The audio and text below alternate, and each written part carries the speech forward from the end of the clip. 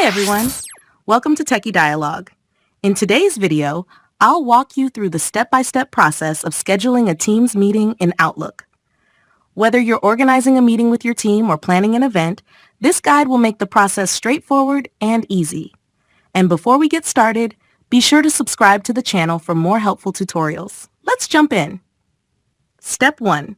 To begin, open Outlook and switch to the new version if you haven't already. Once Outlook is open, click on the New Email button located in the upper left corner. From there, select Event to start setting up your Teams meeting. Step 2. Next, add a title for your meeting. It could be something like Team Sync or Project Update. After that, enter the email addresses of all the people you want to invite. Make sure to include everyone who needs to attend the meeting. Step 3. On the right-hand side, you'll notice options to set the date and time for your meeting. Pick the date and time that works best for everyone. Step 4. Finally, once you've completed all the details, click Send to send out the meeting invitation.